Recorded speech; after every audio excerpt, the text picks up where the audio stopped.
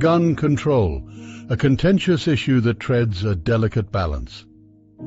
The debate on gun control is by no means a novel discourse in modern politics. Nations around the globe have wrestled with the conundrum of how best to manage the possession and use of firearms by their citizens.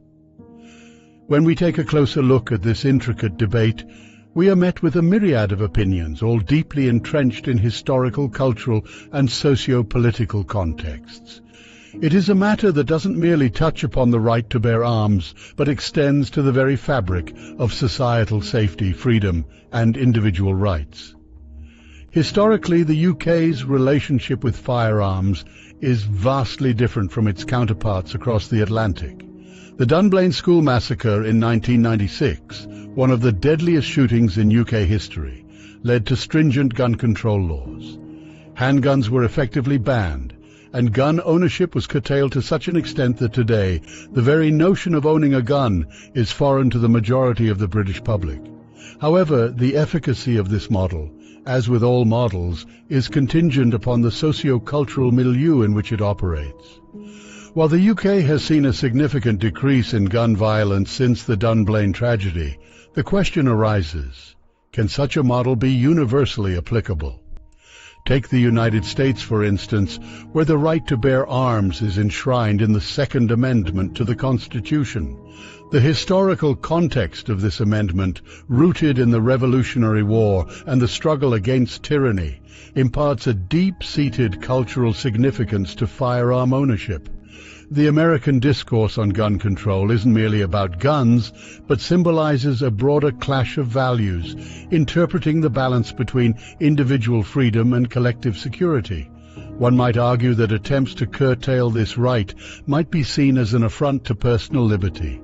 However, with the spate of mass shootings in schools, places of worship and public venues, there's a burgeoning consensus that certain reforms are exigent.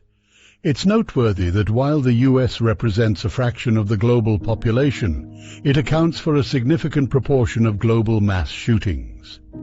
The sheer ease of accessing firearms, coupled with insufficient background checks and the availability of high-capacity magazines, have been spotlighted as catalysts for such tragedies.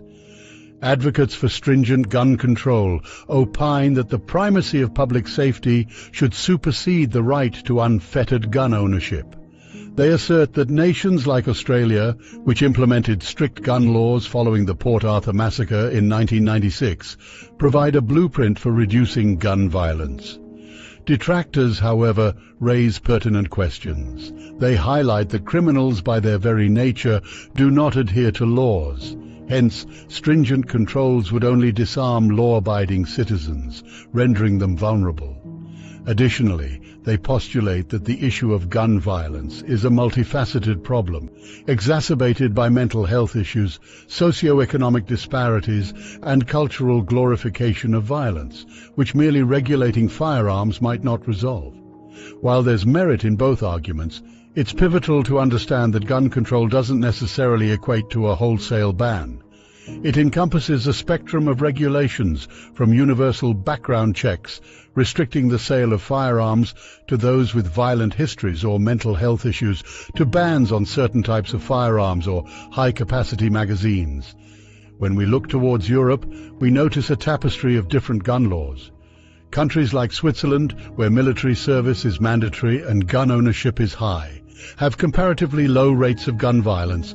Conversely, countries with stringent gun control also boast low gun-related crime rates.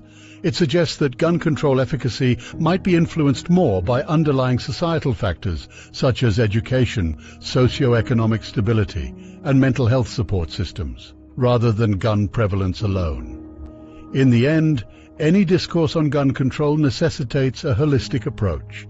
Singularly focusing on firearms without addressing the myriad societal issues that contribute to violence would be myopic. The balance between individual rights and societal safety isn't binary. It's a continuum that requires careful calibration based on each nation's unique cultural and historical contexts. It's also essential to embrace data-driven policies. Emotional reactions, though understandable in the wake of tragedies, might not always yield the most effective solutions. As we move forward in this contentious debate, a fusion of empirical evidence, respect for individual rights, and a genuine commitment to societal well-being will be paramount.